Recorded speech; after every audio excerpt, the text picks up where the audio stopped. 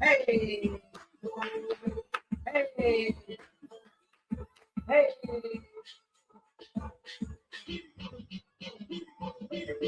Yes, indeed, yes, indeed, yes, indeed, yes, indeed.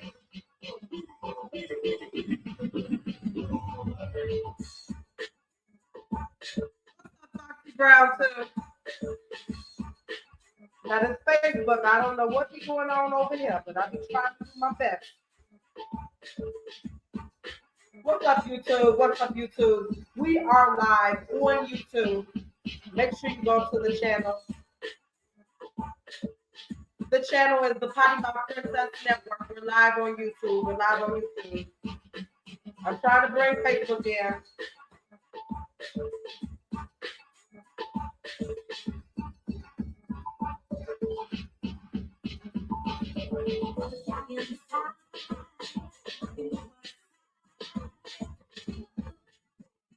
What's up, Rosa? What's up, Blue Jack? Make sure y'all share this live. Share this live. Hey, hey, hey, hey, hey. Yes, indeed. Yes, indeed. Yes, indeed. Yes, indeed. Yes, indeed. Hey. Hey, hey, hey, hey, hey, hey. Yes, indeed. Yes, indeed. Yes, indeed. Yes, indeed. All right. You are officially tuned into Library Podcast. It's Throwback Thursday, Thirsty Thursday, Turn Up Thursday, the one, the only Library Podcast Thursday with me, Ike with the Mic, aka the Potty Mouth Princess. And y'all, we are live. We're live tonight. I tested out a couple of things. So we are live on YouTube. So if Facebook ain't working, if Instagram ain't working, if Twitch ain't working, guess what? You can go to YouTube as of right now and be a part of the live. You can comment as normal. You can share it as normal. And you can do all the things. What's up, Facebook? What's up, Facebook? I have a hot show for y'all tonight, okay? It's been a lot of stuff going on, and as you guys know, last week, shout out to Brandy Collins, who came through the Library Podcast. She came all the way from Baltimore just to sit here on this couch, and we had a really, really good conversation. Make sure y'all go get her book, The Black Skinhead. The week before that, we had our guy, the official chairman, Fred Hampton Jr. Shout out to him. He actually was just at the Grammys doing it big. You know, we've been ending this year off kind of on a high note. Next week, I have my boys coming through. I know a lot of y'all have missed us all together. The Chauvinist Pigs. I was the fourth. I was the female voice, but I was the fourth or the fifth. It just depended on what day it was, right? Some days I was the fourth, some days I was the fifth. Anyhow, um, well, last Christmas show I did was with them, and so we're just keeping that tradition going. So they will be on next week, and that'll be the last show for the season. I appreciate y'all. Anywho, let's get into some things. Shout out to our sponsor, Sully Soul Kitchen. Also, we have a podcast coming up, the first of the year, top of the year, Lovers and Friends. I'll tell you a little bit more about that later on in the show. Anywho, let's get into some of the dramas of the week. So, as y'all know, I haven't been able to do a lot of gossip with y'all, and I love to have a good chat and a good gossip. So, let's start with something that we previously talked about, something that we all know Puffy is going to jail. Puffy is going to jail. All these women coming out, all of these uh girls that were little girls at one point in time. What's up, Ty the Realist? What's up, Bozeman? I don't know what to tell you. Puffy is going to jail. It's too much. It's too many things. Now, what I will say is I'm a little bit confused on the timing. It's so interesting that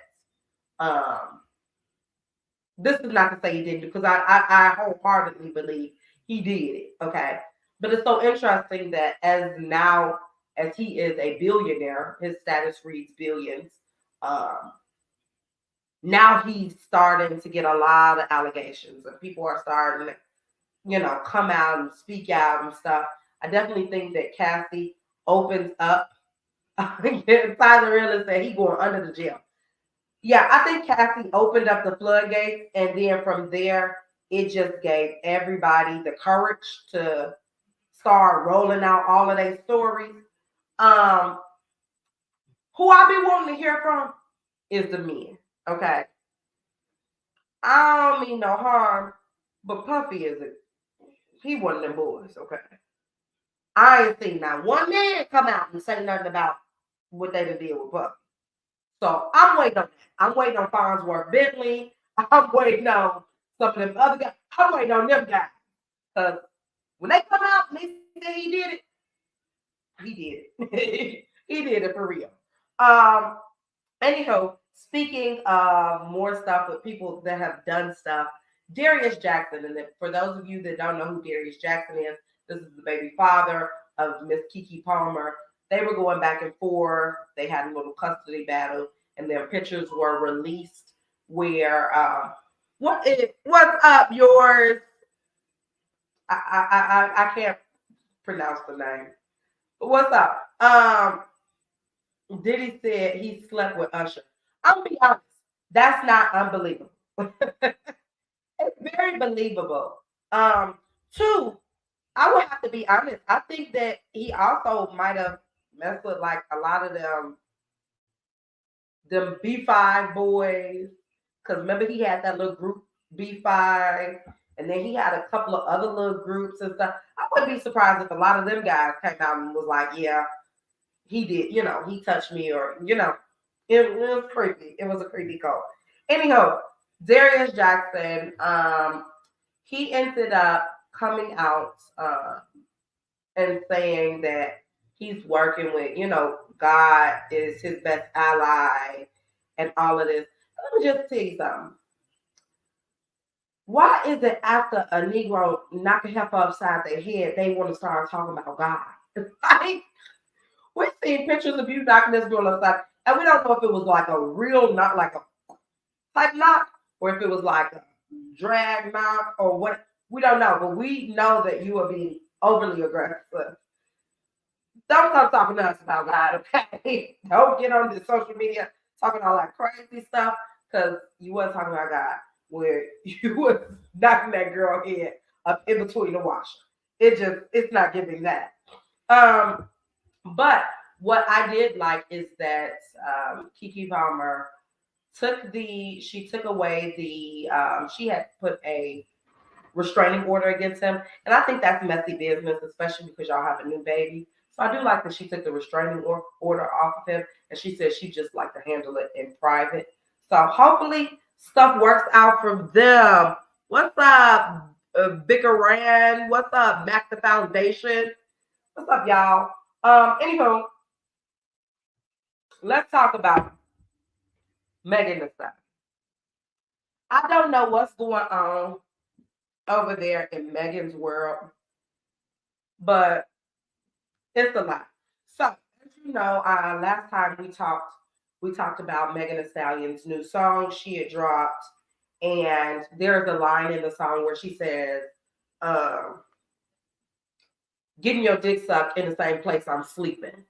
And I may be paraphrasing it, but that's the line that's in the song. And so, if all of you guys remember, she had a relationship that seemed like it was very healed, very, he partied, he was, doing all the things. She took a ton of pictures with him. They was always cuddled up on the Facebook, always cuddled up on the Insta chat, so it got very cute. What's up, Sade J? Make sure y'all share this live. It got very cute, right? And so, like, all the girls, and I was one of them. I was rooting for Party. I was like, oh yeah, Party said he's taking care of my girl. He's, helping her heal. They working out together. They doing dope stuff. It gave very cute. It gave very cute relationship vibe. It almost gave like a couple goals, but they just wasn't together long enough. So when that song dropped, we knew that they were broken up. but we just never really knew why or what happened. So it was so interesting for her to drop that song. And then the immediate response from Party was um, pretty much a whole diss track. Like my boy gave a whole diss track. He in the track talked about men that she slept with. He talked about, how he planned on marrying her, how he did, a whole lot of things. But he never addressed what she said. And her saying in her song was, "You was getting your dick stuck in the same place that I was sleeping." So it gave cheating. Like as soon as you hear that, okay, so you're cheating. So he's a cheater. Y'all broke up because he cheated. Okay. Um. So okay, he addressed that in the song. Never addressed the cheating. Then she ended up, what's up, Bambi? Then she ended up coming back and going live and just talking about how, you know, there were guys that I slept with before and this and that wasn't a problem for you. That like you're talking about something, you come to diss me, but still never talk about what I said, which was you cheated and you cheated.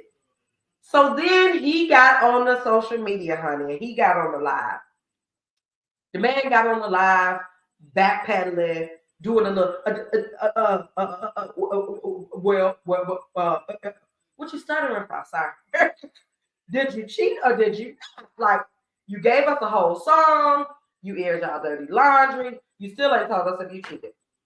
So he ends up going on the Breakfast Club and then saying, yes, he did cheat. Now let me just tell you something.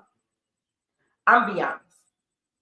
I never knew who this man was before Megan Thee Stallion. Okay. I never knew who he was. The man is getting the most interviews he's ever gotten since they break up. Okay. I didn't even know the man did music. I didn't know he was no writer. I didn't know. I couldn't tell him if he was walking down the street. I wouldn't know how to point him out. So it's so interesting that he's getting so much publicity now from his poor behavior. Following that, Negro, you cheated. Like, you get up here talking about all this stuff, and y'all know I stand for Megan, but what's right is right, what's wrong is wrong. You getting up here doing all this talking, doing all of this, well, she did this, and this happened, and this happened, and this happened. When do you hold yourself accountable, sir? You cheated. Furthermore, I'm being honest, I already felt some type of way because I Googled the man, honey. And the man is 40. What a 40-year-old, he's 40 something. And he's in good shape. He look good. He don't look like no 40. But I just strongly feel like when you get like 40-year-old men and they start dating young 20-something girls, it's because they can't several things. They either can't afford a woman their age, they can't keep a woman their age, or they are not attractive or attracted to the women they age because women's is mature. That's it. What's up, Alex Titan? So for him to be as old as he was and dating Megan, it was like, okay. And you've been in the industry allegedly for a while, why you ain't had no woman your age? Now his new girl is even younger than Megan. I think that girl's like 23 or 22. It's like, why you ain't being able to find women your age, okay? Anywho, bless his heart, bless his ministries. I think that one, he needs to start finding women his age. Two, he needs to stop lying. What's up, No Sauce Boss? No Sauce Boss, I gotta get you on the couch. Or, I don't know. It just gives weird. It gives weird vibes. It gives weird energy. Anywho, moving forward, have y'all seen that movie that is not mature enough? There you go, Bambi. They don't be mature. And two, I'm gonna go on the tangent a little bit. I don't know if y'all watch Kendra G's show. She does a show or like same kind of setting I do where it's live, where people go on there, it's called singles. So people just get on Kendra G's live and they start talking about the stuff that they want in a relationship and what kind of man. She'll ask, like, women what kind of man they looking for, or she'll ask like men what kind of woman they looking for. And I think that it's so funny because you get a chance, and of course, what's up, Naeem the rapper? And of course, they're only a small segment of people, but also it be a real representation of like what these folks really be out here thinking. So there was some man, he got on there and he was like, I think he was well in his 40s, almost 50. He got up there talking about, what type of woman he want, and she got to be a high value woman. And then anytime I hear a nigga say high value, I automatically delete, control, alt delete, because I already know where you're going. It just don't make sense. So he started talking about she got to be a high value woman. She got to make a certain amount of money because I'm not dealing with no broke woman. She got to know how to cook. She can't have more than one baby daddy. She can't, like, they have almost got to be an astronaut at this point. Like, he gave a whole list. So Kendra was like, okay, great, that's good. So what do you do for a living? Well, I do a little of this and a little of that. Okay, where are you employed? Maybe I need to rephrase my question. Where do you go and clock in at? Well, I'm an entrepreneur. I'm a, oh, okay. So is it giving street pharmacist? Like, what is it giving? Why is there all these codes for what you do? And you just ran down a whole laundry list of how you want this woman and what she needs to look like and how she. Anywho, it is a good representation of that maturity because, child, how can you give a whole list and you ain't got nothing that you talking about? Okay, you want her to bring the whole table, and what you just don't come and sit and eat. It's just not giving that. Anyhow, moving forward into some more stuff for the evening. So I don't know if y'all are on the Netflix, honey. There's a new movie, and I'm gonna get the name of the title wrong. I am going to Google it. It's a movie on Netflix. And if y'all know, help me out with Julia Roberts. It just came out, and Julia Roberts and Mahershala Ali.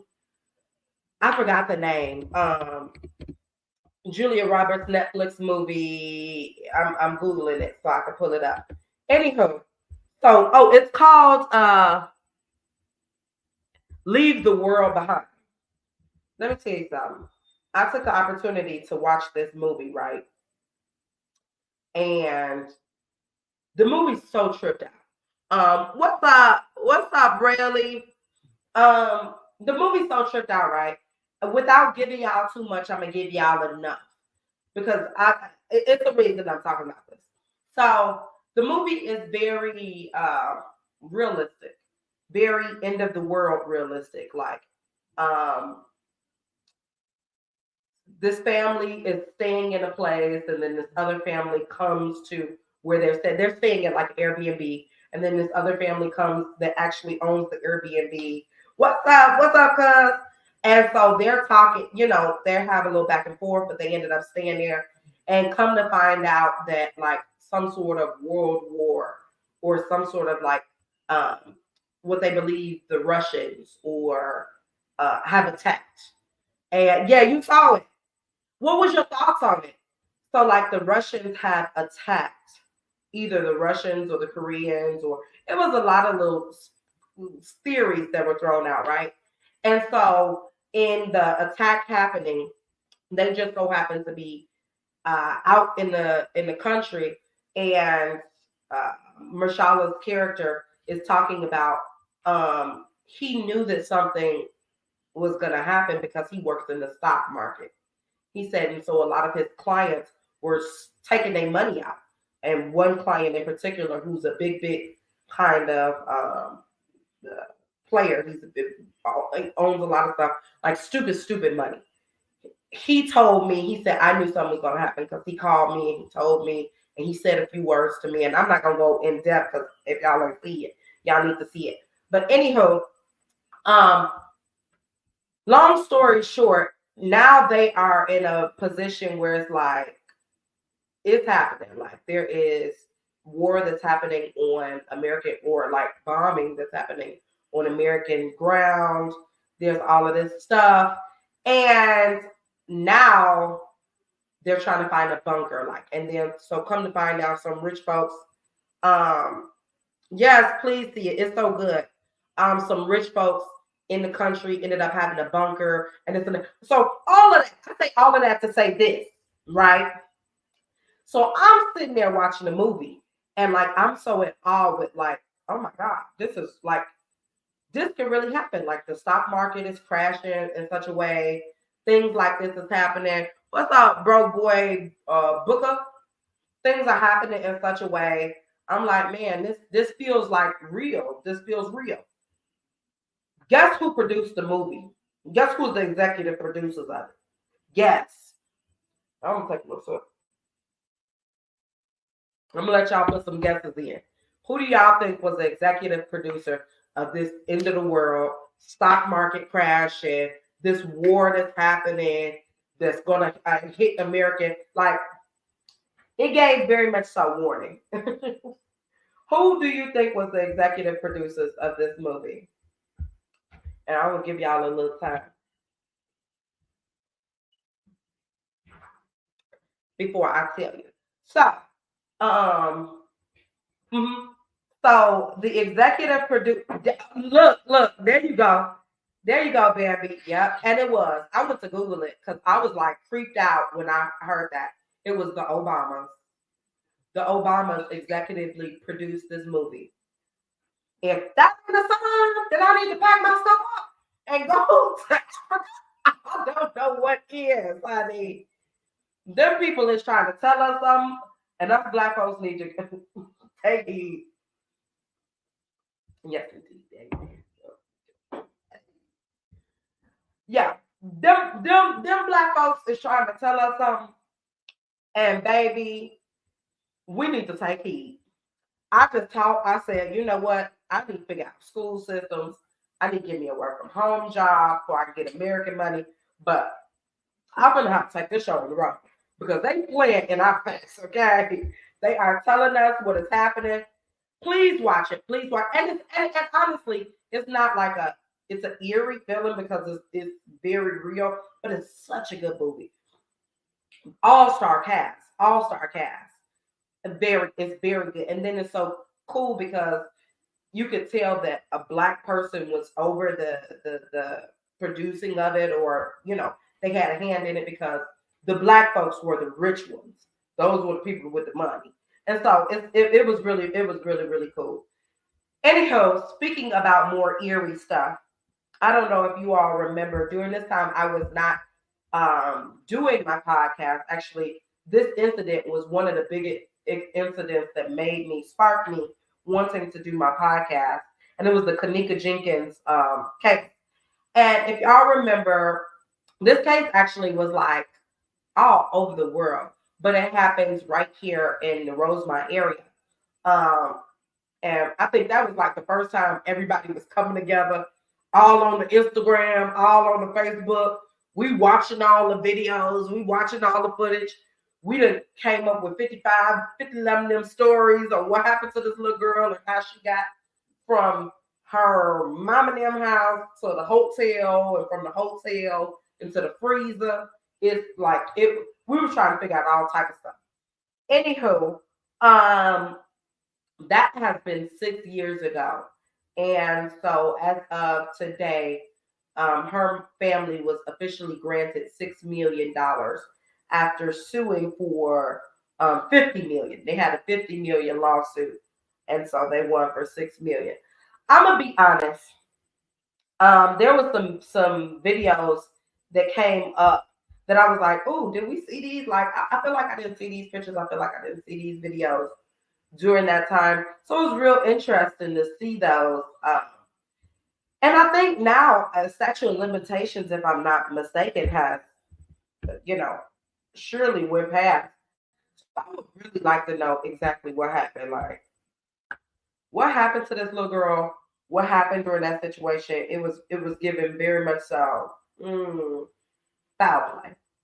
But I am glad that her family has gotten $6 million. Um, I don't think that's enough at all for life, but at least now they have something.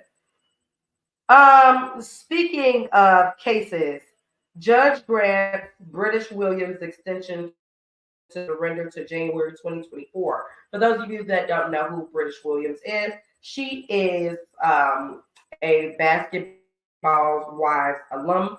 I forgot who her ex-husband or baby daddy was, but he's some sort of basketball player. And U.S. District Judge Henry E. on Tuesday sentenced a former basketball wives reality show cast member and St. Louis, Missouri area radio personality to 4 years in prison for committing $564,000 worth of frauds, including tax fraud, bank fraud, insurance fraud, and 3 separate pandemic fraud schemes. That PPP and them double PPP. Y'all that was getting y'all wasn't getting that little money. They're not getting the folks to get the little 19,000 or 20,000. They're not getting them folks. They're getting y'all folks that came up there and claimed all type of employees and got that 100,000. You better get your paperwork in order. British Sierra Williams, 33, pleaded guilty in May to 15 felonies, 5 counts of misuse of a social security number, 4 counts of bank fraud, 3 counts of making false statements to the IRS, and 3 counts of wire fraud. So, in a recent interview, I seen her really explain what she did and why they're, calling it these things. So, for all of y'all that got them credit profile numbers, them CPNs, them where you get your credit wiped and in 24 hours somebody can add something to your account and somebody else's business credit or something, and y'all know what it is. I don't know exactly, but y'all know what it is, and y'all be doing it, okay? And the reason I know y'all be doing it because y'all love to post a picture with y'all are damn arms folded, and I don't give a damn how tight you fold them damn arms. You ain't touching my credit. You can put on the best business suit. Y'all love to put on a little business suit and take a little picture and post it and say that y'all is filing people taxes, y'all doing income taxes, and that y'all are doing credit sweeps. Let me tell you something. Y'all not getting in trouble, and I ain't going to jail with you, okay? Y'all can go on down to jailhouse like British, but you ain't touching my credit. Now, what she did, she explained that during the time she didn't have money. She was famous or starting to get a little fame, but she didn't have money to do a lot of the things that her counterparts were able to do. So she got CPNs and got her credit together, and then started getting businesses, and, just misusing her money so she can get a whole lot of money, and not really misusing it. She was making it work for her, but and she was doing what a lot of the white folks do. But let me tell you something. I don't give a doggone that the Caucasians is doing it, because when it come down to it, they just gonna get you. They ain't gonna get the white folks. They ain't gonna get the white folks. So, anywho, praying for her. She does have a 5-year-old daughter, and so she asked for the extension for the sake of her daughter and being able to be there for Christmas and New Year's and find her daughter appropriate house and appropriate place to be. So, praying for her and all of those things going on. Anywho, moving on into some more Netflix drama. Kevin Hart and Chris Rock. They got a Netflix, what I thought was a comedy special. That's how they sold it to me. That's what I believed. It is not. I'm letting y'all know right now, don't waste your time. It is nothing but 2 hours of them talking and interviewing. I think at some point in time, what they're probably going to do is place it in some sort of format or probably sell it as something, or I don't know. But I sure thought it was a comedy show, and it was not. So I was disappointed. Mm. But it was good to see them together and see their camaraderie and see who they are as friends and stuff. It was real cool. Anywho, Natalie Nunn versus Jocelyn Hernandez. First and foremost, it's so hard to talk about Natalie Nunn and what's going on over there on the Zeus app. It is really, it's disheartening. First and foremost, Natalie is a true representation of the people and the friends around you will lead you blind. I don't know who Natalie be thinking she is, but in Natalie's head, and that's good, that's right confidence. In Natalie's head, Natalie feel like she is top tier. She feel like she way up there. She feel like she's doing that. And good, sis. I'm clapping for you. I am happy. I am rooting for you, sis. We always root for you. But who made Natalie think that she can whoop somebody's butt? We've been watching Natalie on several different shows for at least a decade now. And we ain't seen Natalie not bust one grape and not nab one fruit bite. Okay. Her and Jocelyn Hernandez are doing some sort of bad versus wild. And Nick Cannon has something else to do with it. I don't know. I just feel like anytime a whole bunch of women is around, Nick Cannon always has his hands stirring in the pot. And so allegedly there was some sort of big fight. Now, Jocelyn never spoke on it, okay? But Natalie did. And Natalie's little minions did. And they tried to make us believe, after we know who Jocelyn is, we watched Jocelyn kick a heifer in her throat and throw her down. But we know that Natalie ain't hardly whooped no Jocelyn's. We know she ain't whoop up on no Jocelyn, okay? But that's what they're selling time. Until I get the video, until I get the footage, until I can't believe it. I can't believe it. Anywho, that's what's going on over there on the Zeus network, honey, on the Zeus app. Moving forward into some more things. Jaden, Alexis, and Chrisean link up and whoop up on Blueface. I don't know what's going on with these young folks. It irks me. But what I will say is that I am happy to see these two young ladies come to some sort of amicable agreement. I feel like Blueface kept a lot of discord between them, and it should not be. Y'all both are musicians. Y'all both are amongst that same era. There's no way y'all couldn't be friends and couldn't figure it out. Do I think y'all both insecure? Very much so. But I definitely think that him and his mama and all that drama and keeping that up, and now y'all both got babies by him. Y'all babies is siblings. It was too much. So it was really good to see them together. Really good to see them, I guess whooping his ass.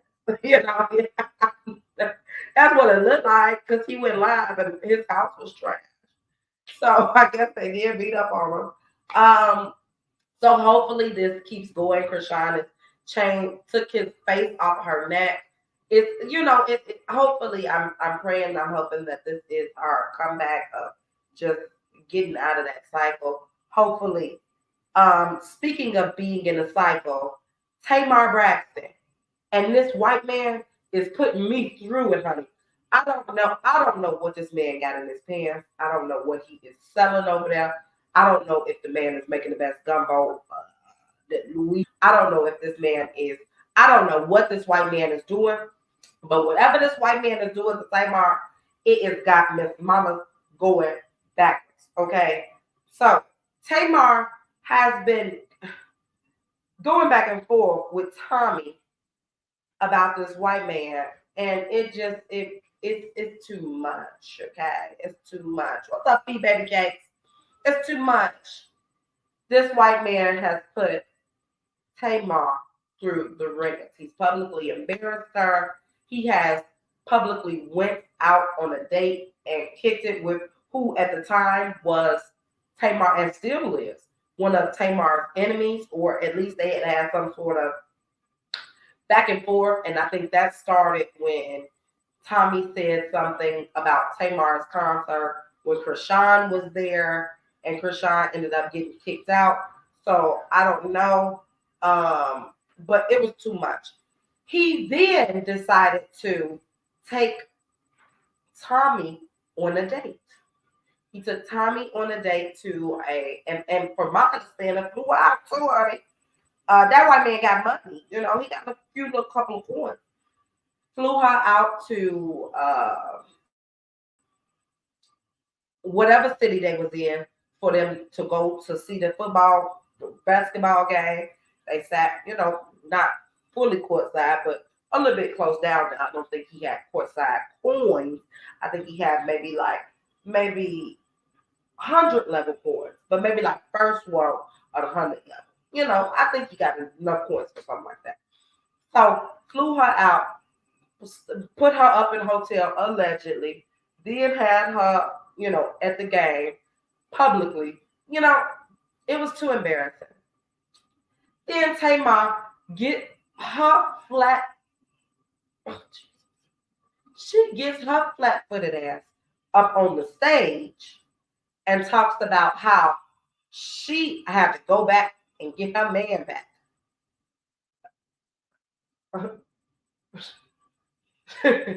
Since this ain't what we doing in 2023, baby. We ain't doing that in 2023. We ain't doing that in 2024, honey. We are. The men we go back and get is the men when we done messed up, or when, you know, let me spin a block, you know. They don't publicly embarrass us. They don't do that. That's not how that happens. That's not how it's supposed to be done. It don't give that. My sister's going out real bad. She's going out real sad. It's not. Then her and Tommy are going back and forth. Tommy then goes live and talks about, you know, how she never slept with him. He did everything under the sun for her and this and that. And you couldn't be calling him your man. What's up, Twigger Lifestyle? What's up, Crystal? Be clear. Then she's talking about how this man did all of this. And then Tommy goes into, and we black girls, we shouldn't even be arguing about this white man. And you shouldn't, okay? And you shouldn't, okay? But Tommy, you also should not be trying to stir the pot, sis. Because you stir the pot and you're trying to keep the little gossip and a little drama and you're trying to keep a little bit of that going. Don't like it. We already know Tommy is, we already know Miss Mama likes a little booty sugar. So hopefully they get it together. I don't want to hear about it no more. I don't want to hear about this Caucasian man no more. Okay? I don't want to hear about it no more. Deal with him and keep him at the house, or cut it out. Or cut it out, because it's not giving. Anywho, last topic of the evening, speaking of relationships, SZA opens up an intimate conversation. And during this conversation, she talks about, you know, one of her inspirations and driving forces and to do music. And she said, you know, it's changed. She said at one point in time, you know, when she first started, her driving force and her inspiration to do music was based on, at the time, her ex-fiance. She said he was very, you know, well off. A lot of his ex-girlfriends were, you know, lawyers or big creatives. They were big names. And so she really pushed very hard to, you know, do music to prove a point, because she was like totally dependent. She's like, and so since that has changed, she said, but she felt like she lacked value. She found her value in you know, presenting for him. And so it was so interesting to hear that, because I feel like a lot of times as women, we find different driving forces, and sometimes those driving forces be a little bit like somebody that is, you know, said something bad about us, or somebody that has we feel like we need to prove a point to, or somebody, like for instance, I know the girls, it's a little joke on the Instagram or Facebook, like a meme, like, oh, you break up with a dude, and once you break up with a dude, the dudes be like, man, this girl that got her master's degree, 2 houses and 1 car, and she did that as soon as she broke up with me. And so it'd be interesting, because those do be driving forces, but it's so interesting to hear somebody talk so candidly about how that pushed her and drove her into propelling into her career. And then it just continued. So shout out to her. Shout out to SZA. Anywho, I'm wrapping up. I want to thank y'all for tuning in. Next week, we have a hot show. I have the Chauvinist Pigs coming on. That'll be our Christmas episode. We try to do that at least once a year, as much as once a year as possible. Okay, child. So they'll be on next week. Shout out to our sponsor, Sully Soul Kitchen, in the building, keeping us rolling, keeping the lights on. Okay, right here at the library. Okay. Tune in, be looking out for some content, be looking out for some material. Come January, I'll be promoting a few pieces for my new podcast, Lovers and Friends. Strictly podcast. Every now and again may go live, but it'll be strictly audio via Apple Music, Spotify, SoundCloud, wherever you listen to your podcast, wherever you get your podcast, that's where it be. A lot of the content will just be real raw conversations, real representation of two friends talking. And so yeah, it should be good. I hope y'all like it. I hope y'all like some of the new content that I'm providing. Some of the, we gotta grow. Can't stay in one place. Can't stay in one place. Anywho, thank y'all for tuning in. Tune in next week, 8:55 p.m. Central Time. Love y'all. Take care. See y'all next week, okay? Get here. Y'all, I got so many things to end now, because we are, for y'all that don't know, we are officially live on the YouTube. Bye, YouTube. Bye, y'all. Bye, Instagram. Love y'all.